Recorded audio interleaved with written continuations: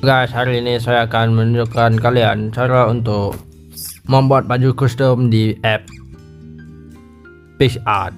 So let's go. Kita masuk sini. Lupakan itu. Kita masuk transparent, add foto.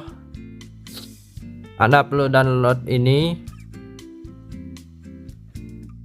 Anda perlu cari ini di Google, dan kalau Anda jumpa mula-mula dia akan macam ini dulu. Anda download dari Google. Ini dari Google. Tekan remove background. Bila Anda sudah remove background, dia akan jadi macam ini. Jadi saya sudah. Lepas tu apa lagi? Kita letak shape. Oke, shape ini adalah shape. Lepas tu kita turunkan gini. Ini adalah layer dia. Dia ada dua layer. Jadi layer putih ni di atas, kita nak buat dia ke bawah.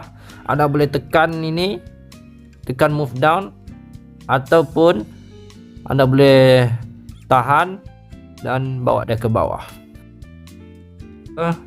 Hitam.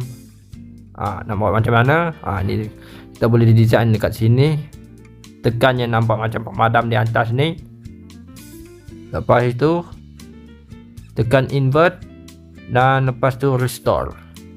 Lepas tu zap, sudah siap. Tapi tidak apa.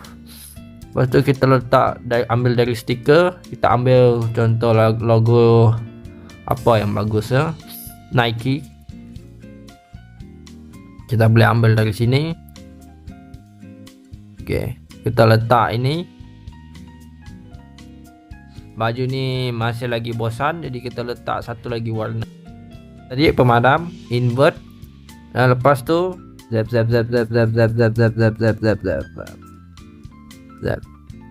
Lepas tu ni juga zap. Oke, sudah siap.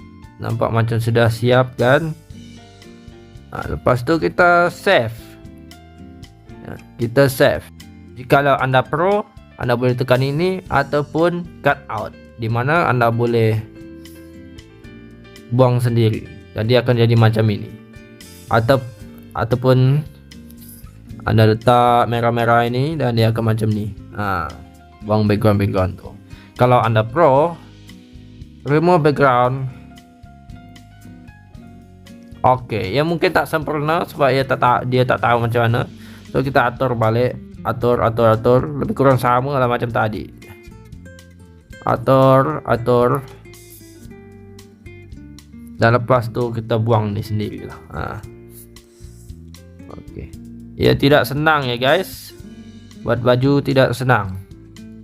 Oke, baju sudah siap, background pun sudah hilang, dan kita save lagi. Save di sini ya guys, sebelah pemadam itu. Oke, apa kita perlu buat lepas tu? Kita masuk app Dola. Oke, di Dola ini bukan saja buat tipu, tapi kita akan buat dia lebih nampak dia macam ini. Realistic, keep it original. White background. Lepas tu kita akan tunggu.